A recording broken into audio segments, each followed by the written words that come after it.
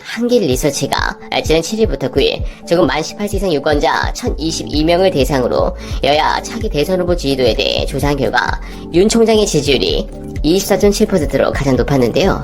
이 대표는 22.2%, 이 지사는 18.4%로 2, 3위를 차지했습니다. 이어 무소속 홍준표 의원 5.6%, 국민의당 안철수 대표 4.2%, 정의당 심상정 대표 3.4% 수준으로 나타났습니다. 윤 총장의 지지율은 보수정당 지지층에서 높게 나타났는데요. 국민의힘 지지자의 62.0%, 국민의당 지지자의 32.9%가 윤 총장을 선택했습니다. 지역별로는 충청에서 가장 높은 지지율이 나타났고, 이어 부산, 울산, 경남과 대구, 경북에서도 높은 지지를 받았습니다. 연령별로는 60대 이상과 10대를 포함한 20대에서 높게 나타났는데요. 2위를 차지한 이 대표는 호남, 강원권에서 높은 지지율을 얻었고, 지지 정당별로는 더불어민주당에서 가장 높았으며 정의당이 17.0%로 뒤를 이었습니다. 한편 3위를 기록한 이 지사는 40대와 50대, 인천, 경기와 대구, 경북, 열린우리당과 더불어민주당에서 지지율이 높게 나타났는데요. 이번 조사는 쿠키뉴스 의뢰로 한길 리서치가 구조화된 설문지를 이용한 조사 방식으로 진행됐습니다. 응답률은 3.8%, 표본오차는 95% 신뢰 수준에 플러스 마이너스 3.1%포인트입니다. 자세한 결과는 한길 리서치 및 중앙선거 여론조사 심의위원회 홈페이지를 참조하면 됩니다. 자, 오늘부터 야권 잠룡들이 윤 총장에 대한 공세를 더욱 강하게 이어질 것으로 보입니다. 심지어 지도부에서도 손절하는 모습인데, 윤 총장이 이렇게 유력 야권 후보로 계속 나갈 수 있을지 의문입니다. 지금은 짜장면 먹을 때가 아니라는 것인데요. 반기문만 봐도 그렇습니다. 지지율도 높았고 인기도 나쁘지 않았지만 정치권에 들어와 몇 가지 웃음만 선사하고 한 달을 채우지 못하고 낙마했습니다. 그 모습이 연상이 됩니다. 쉽지 않을 텐데요. 저는 이 소식은 오히려 야권 분열을 일으킬 수 있어 좋은 소식이라 생각하지만, 우려하는 부분은 바로 윤석열이 총장 자리에 있으면서 계속 무엇인가 한다는 점입니다. 어제 여러 보도가 있었죠. 이문정 부장검사가 지난달부터 한 전 총리 사건 관련 재판 기록 검토에 들어갔다는 부분인데요. 즉 사실상 감찰을 시작한 것인데 문제가 있습니다. 감찰에 착수하고도 관련의 소환 등 본격 조사가 아닌 기본적인 자료 검토에 머문 말 그대로 제대로 감찰이 안 되는 부분인데요. 이유는 감찰 정책 및 감찰부장이 지시하는 사안에 관한 업무로 업무 범위가 제한된 연구관 신분이기 때문입니다. 어라? 왜? 이렇게 생각하실 수 있는데요. 현재 이문정 검사가 감찰에 관한 조사에 돌입하려면 직무대리 발령을 받아야 가능한데, 이 부분을 윤 총장이 반려한 것으로 알려졌습니다.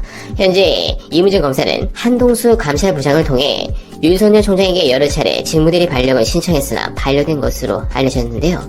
그 이유에 대한 정당한 사유는 전혀 알려지지 않았지만 사실상 발령을 하지 않겠다는 것으로 생각할 수 있습니다. 이런 부분은 차후 이문정 검사를 직무대리로 발령하는 과정에서 검찰 내부 갈등이 중앙지검과 대검의 싸움이 아닌 대검과 대검의 싸움으로 확전될 수 있다는 생각이 드는데요.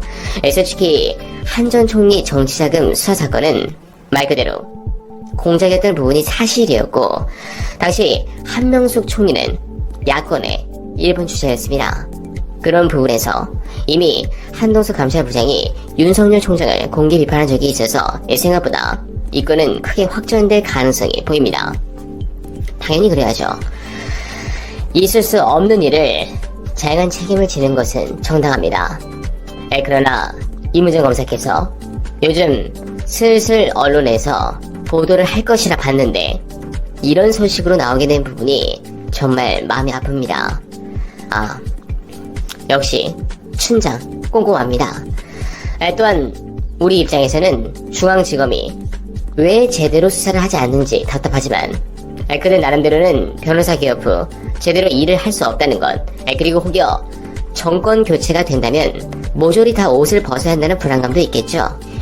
이 모든 것은 늘 말씀드렸던 하나의 고리로 이어집니다. 왜 유독 검찰은 기수 문화가 강한가요? 군대보다 더하다는 느낌이 듭니다. 간단합니다. 정관비리 때문입니다. 이는 전현직 판검사들의 막강한 카르텔에서 비롯됩니다. 죄를 지어도 불기소하거나 혹은 법원에서 무죄 혹은 대폭 형량을 줄이는 것이 가능한 것인데, 조직에서 권력을 마음껏 휘두르다가 퇴임을 하면 큰 보상이 보장되기 때문입니다. 결국 조직에 충성을 하는 한 안락한 미래가 보장되고, 반대로 조직에 반하면 조직 내에서도 왕따를 당하고 조직을 떠나서도 먹고 살기 힘듭니다. 때문에 강력한 기수 문화가 형성될 수밖에 없고, 결국 그 부분은 수사 자료를 달라고 하면 줄 수밖에 없는 것도 이런 이해관계가 얽힌 기수 문화에서 비롯됩니다. 이걸 깨려고 했던 분이 노무현 대통령이셨죠. 그래서 로스쿨을 만들고 나가 공수처까지 출범시키려 한 것입니다. 그러나 이제 이것도 얼마 남지 않았습니다. 공수처가 생기고 검찰의 기소 도전권이 깨진다면 더 이상 정관 예우를 유지할 수 없게 됩니다. 그 말은 곧 범죄자들 입장에선 자신의 기소를 방어할 수 없다면, 또는 본인이 조직을 위해 희생할 이유가 없다면 그 완벽해 보였던 기수 문화가 깨지게 되는 것입니다. 또한 플러스로 검경 수사권 조정까지 이어져 수사권이 경찰에게 넘어가면 더 이상 인지 수사를 하는 것이 어려우니 공작도 할 수 없습니다. 춘장의 시간은 답답해 보여도 경우의 수가 줄어들고 있습니다. 여러분, 반집을 이겨도 승리는 승리입니다. 불계승이 시원해 보이지만 반대로 불계패를 당할 수 있죠.